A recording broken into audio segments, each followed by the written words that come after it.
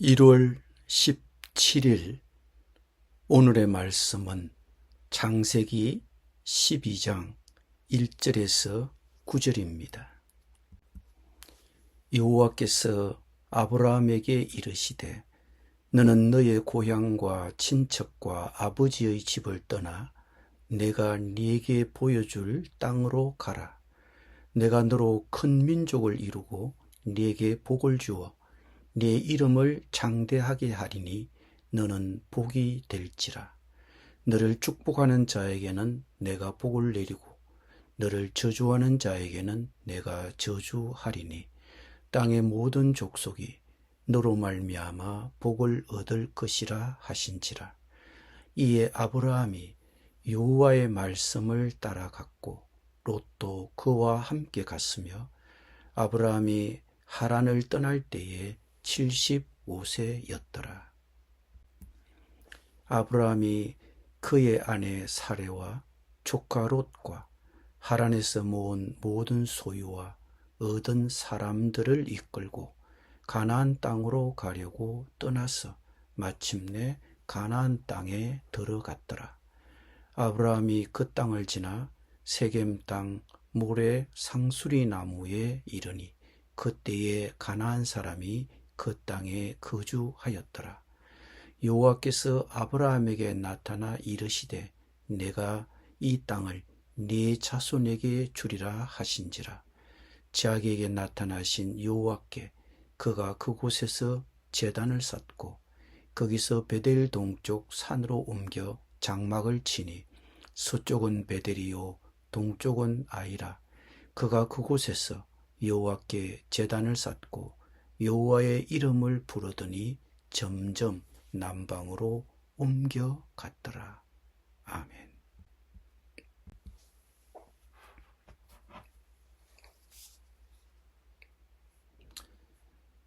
우리에게 신념이 있나요? 네, 있습니다. 우리에게 믿음이 있을까요? 그건 완전히 별개의 문제입니다. 믿음과 신앙은 밀접한 관련이 있지만 같은 것은 아닙니다. 우리가 방금 창세기 12장에서 들은 놀라운 이야기는 하나님과 함께 믿음으로 새로운 시작을 하는 것에 관한 것입니다.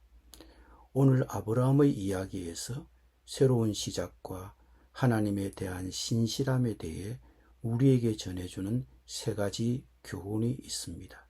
첫째, 하나님께 대해 신실하다는 것은 하나님이 부르시는 여정을 떠나는 것을 의미합니다. 하나님이 아브라함에게 하신 첫 말씀은 무엇이었습니까? 떠나라. 우리의 삶을 하나님께 온전히 맡기고 그분의 비전을 추구할 때 한 가지는 분명합니다. 우리는 제자리에 머물러 있도록 부름받은 것이 아닙니다. 우리가 인생의 어느 단계에 있든 하나님은 떠나라고 말씀하십니다. 이는 여러분이 있는 곳이 잘못된 곳이어서가 아니라 그리스도인의 삶은 끊임없이 하나님의 비전을 향해 나아가는 여정이기 때문입니다. 그러니 여러분이 어디에 있든 아무리 거룩하든 아무리 편안하든 상관없이 떠나십시오. 앞으로 나아갈 시간이며 언제나 하나님께로 나아가는 여정입니다. 결코 제자리에 머물러 있을 때가 아닙니다.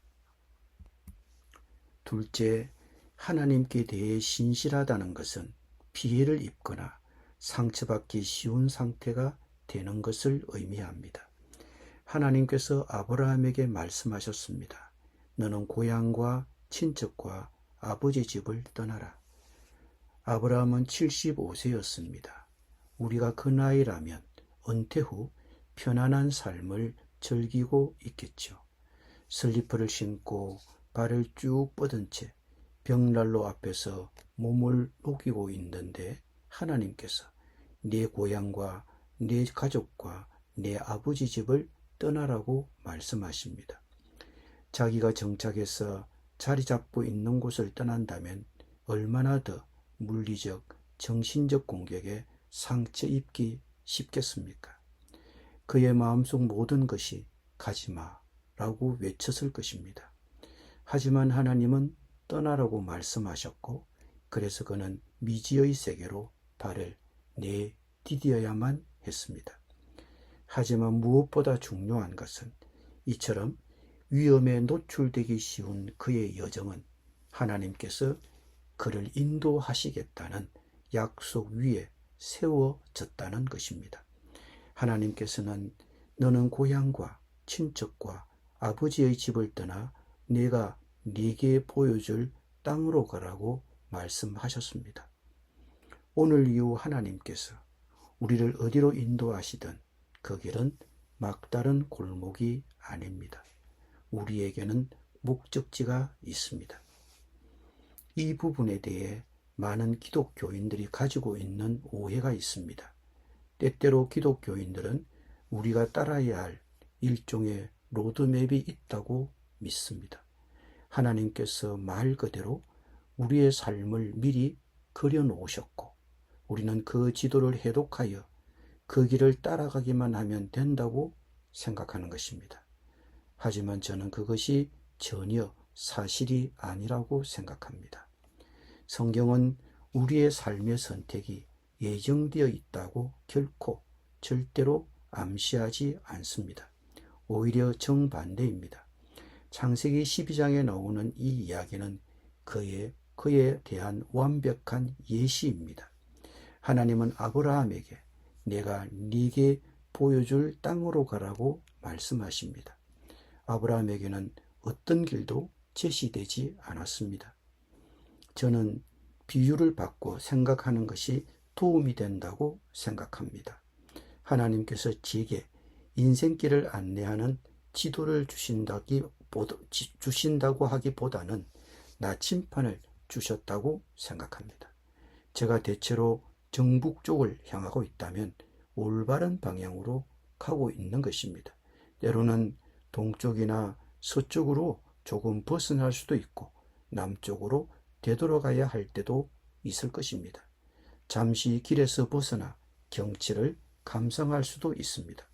하지만 나침판을 손에 쥐고 정북 쪽을 향하고 있다면 우리는 하나님께서 우리에게 약속하신 땅으로 향하여 가고 있는 것입니다. 목적지는 있습니다. 길 안내 지도는 필요 없습니다. 그냥 정북 쪽으로 가면 도착할 것입니다.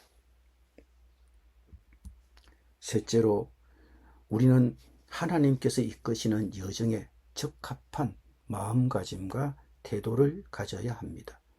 분명히 여정을 시작하려면 하나님의 명령에 순종하는 마음가짐이 필요합니다. 1절에서 하나님은 네 고향을 떠나라고 말씀하시고 4절에서는 아브라함이 떠나니라고 말씀하십니다. 하지만 무엇보다 중요한 것은 아브라함이 하나님과 함께한 여정 속에서 예배하는 태도를 가졌다는 점입니다.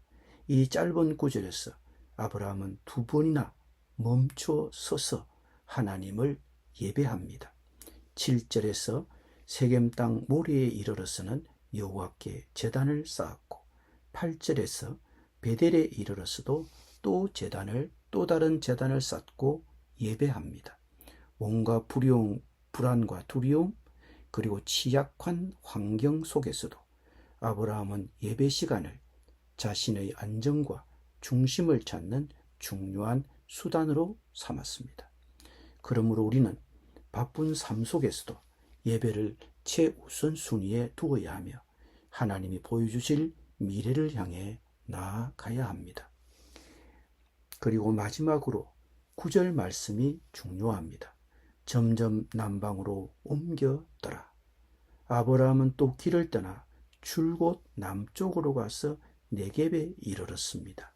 사실 2026년과 우리의 새로운 계획의 시작은 하나님께서 계획하신 미래를 향한 여정의 다음 단계일 뿐 목적지가 아니라는 점을 기억해야 합니다. 우리는 항상 앞으로 나아가야 하고 항상 여정을 계속해야 합니다. 그러면 하나님께서 우리를 원하시는 곳의 다음 단계에 도달하게 하실 것입니다. 그래서 오늘 우리도 아브라함처럼 어디로 향하든 믿음의 여정에 헌신하기로 결심합시다. 비록 우리의 여정이 물리적, 정신적 공격에 피해를 입거나 상처 입기 쉬운 상태에 놓일지라도 우리의 하나님은 여정의 하나님이시라는 절대적인 확신을 가지고 말입니다. 우리에게는 로드맵이 필요하지 않습니다. 우리에게 필요한 것은 하나님의 비전입니다. 그리고 아브라함처럼 우리는 2026년과 그 이후에도 우리를 인도하시는 여정의 하나님께 예배하는 마음가짐과 태도를 가지고 하나님이 보여주실 미래를 향해 나아가야 합니다. 아멘. 기도드립니다. 주님, 안락한 삶을 버리고 주님을 따르라는 주님의 부르심을 들었습니다. 주님께서 보여주실 땅으로 나아갈 수 있도록 아브라함과 같은 믿음을 제게 주옵소서. 비록 지금은 그 땅의 모든 것을 볼 수 없더라도 말입니다. 예수님의 이름으로 기도드립니다. 아멘.